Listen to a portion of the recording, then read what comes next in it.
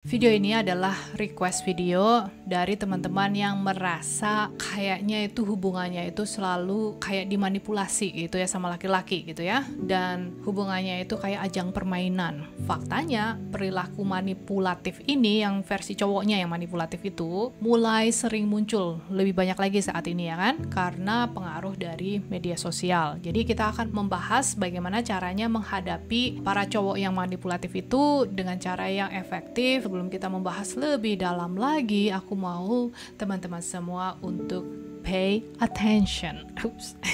You're listening kuncihidup.com, where you'll find the keys to life. Jadi selama lebih dari 3 tahun terakhir, aku mendedikasikan waktuku dan juga energiku untuk membantu, kayaknya udah ribuan sih ya, udah ribuan orang yang memutuskan siklus dari hubungan yang toksik. Nah, aku melihat bahwa polanya itu selalu sama ya, yaitu manipulasi. Dan ini sering kali datang dari rasa takut dan juga kurang percaya diri. Jadi hari ini aku akan kasih tahu di teman-teman semua ya, bagaimana caranya untuk memiliki strategi yang sudah terbukti, yang bisa diterapkan secara langsung sama teman-teman semua ya. Saat ini kita itu hidup di era digital yang menurutku kayak pisau dengan dua mata gitu ya, ada yang bagusnya, ada juga nggak baiknya ya, dimana media sosial itu biasanya akan mempengaruhi hampir semua aspek dalam kehidupan kita, termasuk cara orang bersikap dalam sebuah hubungan. Nah, sayangnya banyak yang masih distorsi di sana dan orang-orang itu percaya aja gitu ya. Jadi banyak konten viral yang mengajarkan laki-laki itu untuk memainkan permainan manipulasi seperti tarik ulur misalnya, perhatiannya atau atensinya, atau mungkin ghosting gitu ya, hanya untuk biar dia menjadi yang kontrolnya, jadi yang wah aku yang punya kendali. Di perempuan juga sama versinya seperti ini ya. Nah, yang lebih parahnya lagi, banyak dari laki-laki itu mulai percaya bahwa perilaku manipulatif ini adalah cara untuk mendapatkan dan juga mempertahankan perhatian dari si perempuan. Sama aja, di perempuan juga begitu, ajarinya gitu ya. Mungkin istilahnya beda, di perempuan itu kan dark feminine energy, kalau di laki-laki mungkin something else gitu ya. Nah, sekarang kita akan membahas tanda-tanda manipulasi. Dan aku sudah melihat pola-pola ini berkali-kali dari banyak orang gitu ya. Nah, satu tanda yang jelas dari manipulasi yang sering kali tidak disadari itu adalah silent treatment. Nah, silent treatment itu adalah ketika pasanganmu mengabaikan kamu dan tidak membalas pesanmu, bahkan menghilang dengan tujuan membuat kamu merasa bersalah, ya kan? Nah, hal ini bisa bikin kamu merasa nggak berdaya, atau mungkin kamu merasa kayaknya aku nggak penting lagi buat dia kali ya, self worthmu langsung melorot gitu ya. Padahal komunikasi yang jujur dan terjadi secara dua arah itu adalah kunci dari hubungan yang sehat. Biasanya ada yang ngajarin ya udah di mirroring aja, ikut-ikutan aja begitu. Kalau dia silent treatment ya kita ikutan silent treatment aja gitu kan. Nah, yang berikutnya itu adalah guilt tripping. Jadi guilt tripping itu adalah ketika seseorang terus-terusan membuat kamu merasa bersalah, seperti bilang, kalau kamu sayang sama aku, kamu harusnya melakukan hal ini untuk aku.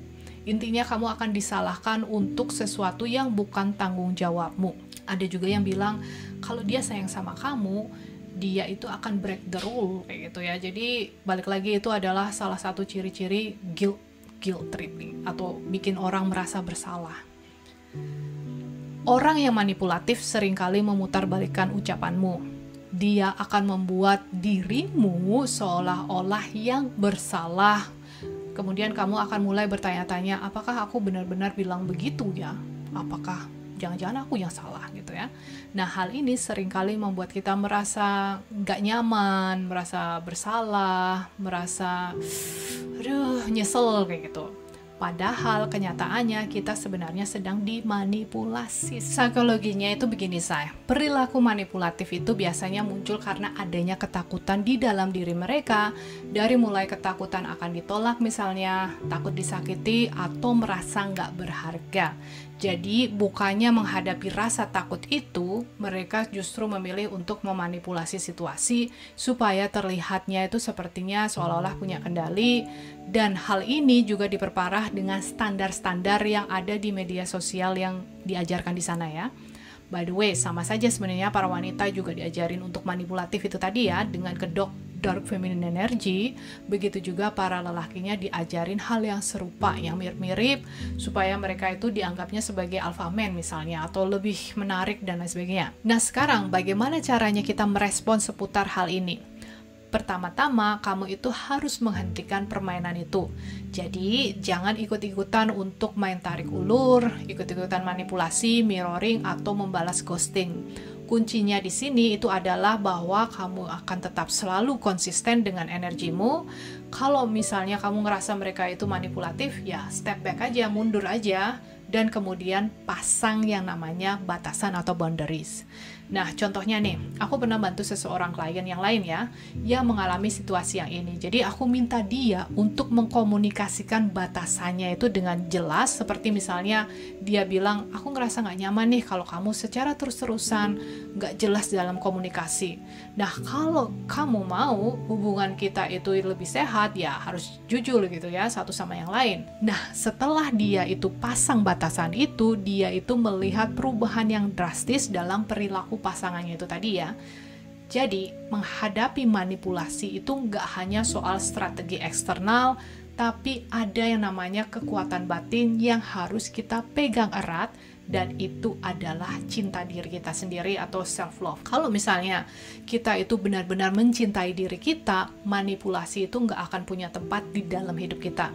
Kita akan dengan sangat mudah untuk berkata, enough gitu ya, atau cukup ya, karena kita sudah tahu nilai diri kita itu di mana ya, harga dirimu ada di mana. Kemudian dari perspektif spiritual, sebuah hubungan yang kita miliki itu adalah cerminan dari dunia batin kita atau dari diri kita sendiri, dari dalam gitu ya. Jadi kalau misalnya kita mengalami manipulasi, itu adalah cerminan dari luka batin kita yang belum sembuh, seperti inner child yang masih suka mencari validasi eksternal. Intinya siapapun yang melakukannya ataupun mengajarkannya, sebenarnya mereka itu punya luka inner child, dan healing inner child itu adalah langkah yang terbaik, yang terpenting supaya kita itu nggak tertarik pada orang-orang yang manipulatif lagi, atau justru kita yang melakukannya tanpa kita sadari. Kita bisa memulai proses ini dengan membayangkan dan juga memvisualisasikan hubungan yang sehat.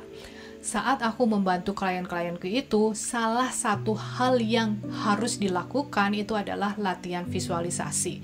Sekarang teman-teman coba membayangkan dirimu sendiri dalam sebuah hubungan yang penuh cinta, yang penuh kejujuran, yang saling mendukung, yang terbuka, yang terhubung gitu secara mendalam gitu ya.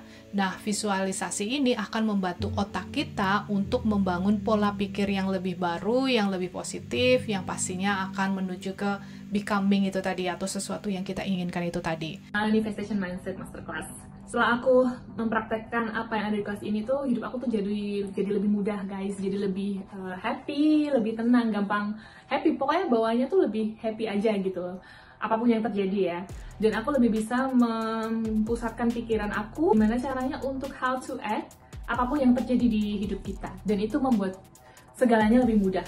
Dan banyak banget hal yang sudah saya attract dengan mempraktekkan apa yang Kak Desi ajarkan.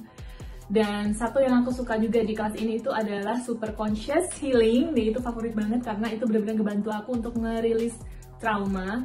Ya kan, kita harus bersih-bersih tiap hari ya guys. Kalau bisa tuh setiap hari harus bersih-bersih. Dan itu jujur, itu benar-benar ngebantu banget aku untuk membersihkan segala trauma yang dulunya aku juga nggak pernah tahu seperti itu. Semua keinginan aku waktu saat itu yang aku nggak pernah sangka aku bakalan dapet tuh, aku bisa attract, manifest. Seperti salah satu contohnya itu, aku waktu itu manifest mau relocate, dan ya aku berhasil memanifestasikan itu, bahkan di luar di luar nalar ya, di luar ekspektasi aku bisa relocate ke Australia. Itu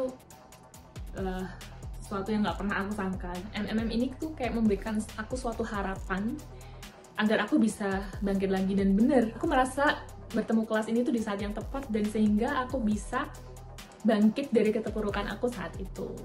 So, jadi banyak banget hal yang sudah aku manifestasikan, dan manifestasi itu jadi lebih effortlessly, lebih gampang untuk ditarik, sih untungnya lebih gampang karena mindsetnya sudah berubah, dan super conscious healing yang membantu aku untuk healing trauma, dan benar-benar membuat hidup aku berubah. Thank you and I love you and bye-bye. Nah, ini adalah bukti nyata bahwa perubahan internal itu bisa membawa hasil eksternal yang signifikan ya, atau bisa kelihatan lah, nyata gitu hasilnya. Kita bisa memilih untuk hadir seutuhnya dengan cinta diri yang kuat dan juga batasan yang sehat, dan gak akan lagi menjadi victim ataupun kamu jadi pelakunya gitu kan. Gak perlu lagi bolak-balik jadi antara victim atau pelakunya ya. Mulai hari ini kamu harus menghormati dirimu sendiri, jangan ragu untuk pasang batasan ketika seseorang berusaha untuk memanipulasi dirimu sendiri, dan kamu juga jangan melakukan hal tersebut ya. Gampangnya gini, semua masalah percintaan itu kan hubungan ya. Apapun hubungan yang kamu miliki yang gak bener, mau hubungan sama pacar, mau hubungan sama, mungkin kalau yang udah berhasil nikah gitu, mikirnya aku gak ada masalah sama suamiku gitu ya, baik-baik saja, tapi hubunganmu sama mertuamu itu gak bagus, itu kan hubungan juga kan. Hubunganmu sama bos nggak baik, pokoknya hubunganmu dengan siapapun nggak baik, itu artinya kamu masih memiliki luka inner child yang perlu disembuhkan, say. Orang yang sudah menikah belum tentu mereka terlepas dari semua luka-lukanya ya, karena aku sendiri masih memiliki banyak luka, dan aku memiliki beberapa masalah juga seputar hubungan yang aku lihat kalau aku bandingin diriku saat ini dan diriku yang masa lalu itu jauh berbeda gitu ya. Aku menjadi bukannya ngalem diri sendiri ya, tapi memang jauh lebih baik kayak gitu istilahnya. Dulu sering banget kelas itu apa sih bahasa Indonesia, bergesekan gitu dengan beberapa orang, terutama teman sih biasanya. Kalau pasangan nggak terlalu ya. Teman itu biasanya sering bergesekan. Sekarang lebih baik, nggak terlalu banyak gesekan sana sini, karena ya itu tadi, aku memperbaiki hubunganku dengan diriku sendiri. Semakin kita banyak memperbaiki yang ada di dalam, yang di luar itu akan lebih baik lagi. Nanti kita akan dipertemukan, kalau di kasusku kan teman ya, temen berantem pergi, nah nanti lama-lama aku akan dipertemukan dengan teman baru yang mereka itu lebih hubungannya lebih solid gitu, lebih bagus, lebih kuat, lebih harmonis, nggak kayak dulu lagi. Aku harap sekali lagi videonya membantu, dan seperti biasa, thank you, I love you, and bye for now.